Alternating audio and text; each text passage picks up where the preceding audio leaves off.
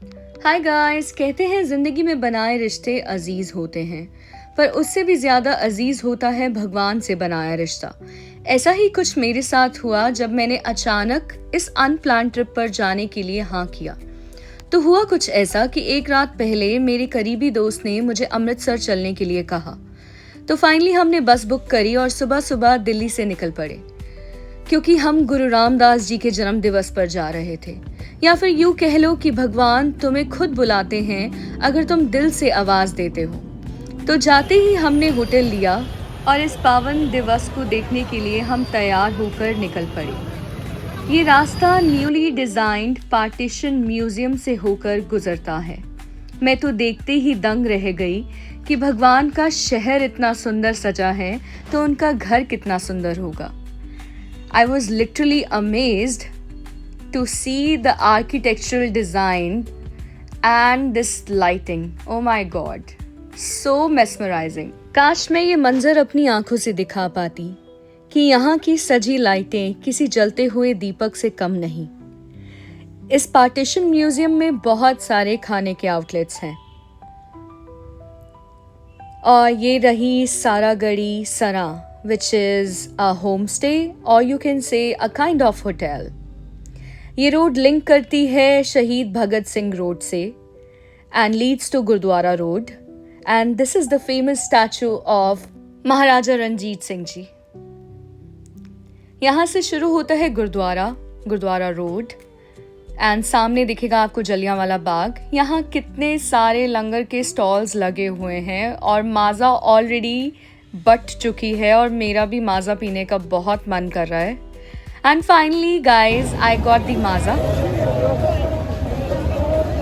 बापे दे घर कभी कोई भुखा नहीं रह सकता। आंदे ही वेलकम ड्रिंक वांग माज़ा दिती है।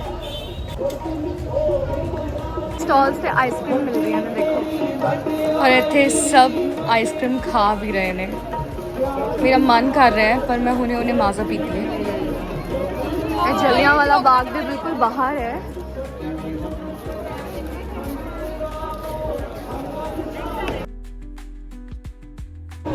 इतने सवेर तो किसी ना किसी चीज़ का लंगर चलता पे है कंटिन्यूसली।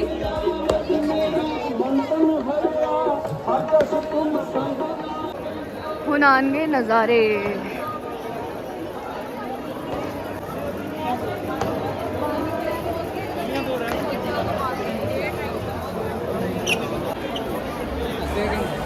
ए वेखो नज़ारे, कदी वेख्या नहीं इन्नियां लाइटां किसी थां ते। वाहिगुरू। तो हम आए हैं जोड़ा घर अपने जोड़े देने। यहाँ पर पैसे नहीं लगते हैं, फ्री ऑफ कॉस्ट।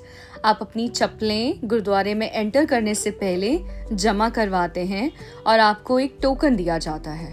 आपको इस टोकन को संभालना पड़ता है ताकि आप बाहर आकर इस टोकन को दिखाकर अपनी चप्पलें ले सकें। तो अब हम गुरुद्वारे में एंटर कर रहे हैं और उससे पहले हाथ और पैर धोने मैंडेटरी हैं गाइस। एंड ये रहा गाइस वो व्यू जिसकी एक झलक के लिए हम लोग तरसते हैं। मालूम है यहाँ आते ही आंखों से आंसू निकल आते हैं। और ये रहा वो नज़ारा, वो मंजर और दुनिया का सबसे खूबसूरत दृश्य मेरे लिए या फिर उस हर व्यक्ति के लिए जो इसको खुद आई विटनेस करता है। और यहाँ हो रही है दीपमाला। मैं बहुत शुक्रगुजार हूँ कि मैं आज इस पावन दिवस का हिस्सा बनी हूँ, इसलिए हम भी कुछ कैंडल लाइटिंग कर रहे थे। And I am so grateful. I can't express through this video but I am so happy today कि मैं जैसे भी अनप्लान ट्रिप पे आई पर मैं यहाँ पहुँच चुकी हूँ।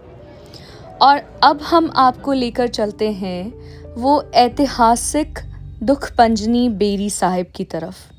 ये वो ऐतिहासिक पेड़ है जहाँ बीबी रजनी जी के पिंगल पति को नया जीवन मिला था और वो मिराक्युलसली ठीक हो गए थे।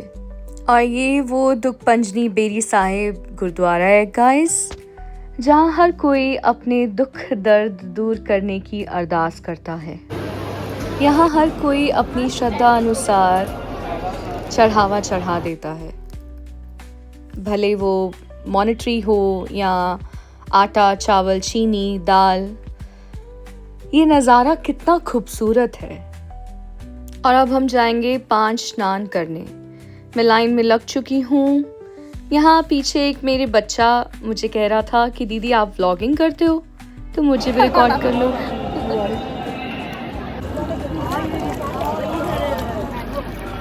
हमने 5 स्नान कर लिया है। That is dipping yourself into the holy water, which means 2 हाथ, 2 पैर और 1 आपका फेस, जब आपकी पूरी बॉडी का स्नान पॉसिबल नहीं है। क्योंकि आज बहुत भीड़ है और भीड़ आप मेरे पीछे देख सकते हो। पर सबसे अच्छी बात यह है कि आप अगर देखें कि पूरी बाउंड्री के आसपास हर कोई कैंडल लाइटिंग कर रहा है, पर सेवादार हाथ के हाथ उस बचे हुए वेस्ट को कैंडल एंड दिए के साफ कर रहे हैं ताकि कोई भी फिसल के गिर ना जाए। और ये रही वो दीवारें जो 1984 के सियासी मुद्दों के बारूद को लेकर आज भी खड़ी हैं। और अब मैं आपको लेकर चलती हूँ अपने फेवरेट स्पॉट पर, उस स्पॉट पर जिसका कोई नाम नहीं है, पर उसके स्वाद ने बचपन से मेरे दिल में घर किया हुआ है। यहाँ की पैटीज, वाह वाह वाह। बन मस्का चाय की मैं दीवानी हूँ, मतलब इसके अलावा मुझे कोई और बन मस्का नहीं पसंद। जल्दी से खाकर अब हम दोबारा गुरुद्वारे के अंदर आ गए, पर नीचे आते ही मेरे साथ इस कबूतर ने न जाने कौन से पिछले जन्म की दुश्मनी निकाली कि इसने मेरे पैर पर शिट कर दी। मेरा मूड ऑफ होने ही वाला था कि आतिशबाजी के नज़ारे देखते ही मैंने इन कबूतरों को माफ़ कर दिया कि चलो एटलीस्ट मेरे कपड़े तो नहीं ख़राब किए। और आतिशबाजी देखते देखते मैंने श्री अकाल तख्त साहिब पर माथा टेका और अंदर जाने की लाइन में लग गई। पर लाखों की भीड़ में भगवान के दर्शन पाने के लिए तकरीबन 2 घंटे लगेंगे और ज़्यादातर लोग दर्शनी ड्योढ़ी बाहर से ही माथा टेक कर जा रहे थे। पर मेरे अंदर जिद थी कि भले आज कितनी भी देर लग जाए मैं लाइन में खड़ी रहूँगी। बहुत देर लाइन में लगने के बाद पता चला कि सुखासन का वक्त हो गया है और गेट्स बंद हो जाएंगे और दर्शन नहीं हो पाएंगे। घड़ी में समय देखते ही मुझे रोना आ गया, मानो कि मैं निराश सी हो गई। क्योंकि हुआ कुछ ऐसा था कि जिस दोस्त के साथ मैं आई थी, उस दोस्त के साथ ट्रिप के स्टार्टिंग में ही किसी छोटी सी वजह को लेकर नाराज़गी हो गई थी। और मैं ये नहीं जानती थी कि वो इतना नाराज़ हो जाएगा कि गुरुद्वारे में एंटर करते ही वो गायब हो जाएगा। यहाँ तक कि उसने अपना फ़ोन भी स्विच ऑफ कर दिया और फ़ोन उठाना बंद कर दिया। दूसरी ओर मेरे फ़ोन में इंटरनेट कनेक्शन टोटली डेड हो चुका था। मैं चाय बन के पैसे भी नहीं पे कर पाई थी क्योंकि मेरा सारा कैश उस दोस्त के पास था। I was literally crying. और तकरीबन 3 घंटों से मैं लाखों की भीड़ में भी अकेली थी और पौना घंटा लाइन में लगकर धक्के पे धक्के खाकर जब मुझे ये मालूम चला कि मैं जिस गुरु को मिलने आई हूँ और उनके दर्शन भी नहीं कर पाऊंगी, तो मैं जैसे कुछ पल के लिए टूट गई। पर भगवान सब सुनता है और अपने चाहने वालों को बिल्कुल निराश नहीं करता, क्योंकि जो पालकी साहिब अकाल तख्त जाती है सुखासन के समय, आज वो मेरे इतने करीब थी जैसे मानो भगवान खुद मुझे दर्शन देने आए हों। और मैं जहाँ खड़ी थी, गुरु ग्रंथ साहिब जी की पालकी बिल्कुल मेरे सामने आ गई। ऐसा लगा कि जैसे मुझे सुन लिया हो। वो मेरे इतने करीब थे कि मैं पालकी साहिब को अपने हाथों से छू सकती थी। मुझे ऐसा लगा कि जो आज के दिन मुमकिन ही नहीं था, वो अचानक से सिर्फ मेरी ही आंखों के सामने क्लियरली विजिबल था। और इसके बाद तो जैसे अचंभा ही हो गया हो। लोग पालकी साहिब के नीचे गिरे हुए फूल और चरण धूड़ को इकट्ठा करके अपने घर लेकर जाते हैं। तो मैंने जब भाई जी को बोला कि प्लीज़ मुझे एक फूल दे दीजिए, तो वो बोले कि बीबी इत्थे ही खड़ी रहे।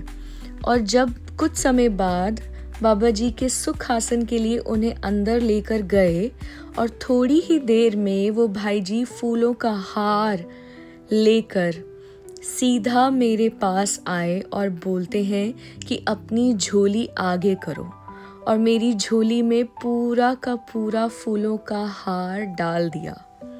सारी संगत मेरे ऊपर चढ़ गई उस फूलों के हार को खींचने के लिए, पर कुछ लोगों ने मुझे बचाकर वहां से निकाल दिया। मानो मेरी खुशी का कोई ठिकाना ही नहीं था। मैं उस पल दुनिया में अपने आप को सबसे लकी मान रही थी। मैं शुक्रगुजार हूँ उस वाहिगुरु का कि जिसकी एक झलक के लिए मैं तरस रही थी, वो खुद मुझसे मिलने आ गए हों। ऐसा लगा कि जैसे पिता बचपन में रोने पर चॉकलेट लेकर देते थे, आज खुद मेरी झोली में पूरा का पूरा फूलों का हार डाल गए।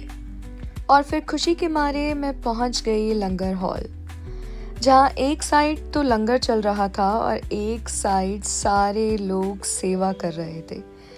ये लहसुन के छिलके हैं जो कि छिले गए हैं और अब इनको बोरी में भरा जाएगा। और ये देखिए लंगर हॉल कितना सुंदर सजा हुआ है, क्योंकि यहाँ 24 घंटे लंगर चलता है। और यहीं कुछ पलों को कैप्चर करते हुए, हलवा और खीर को एंजॉय करते हुए, I hope you enjoyed the vlog. Bye bye.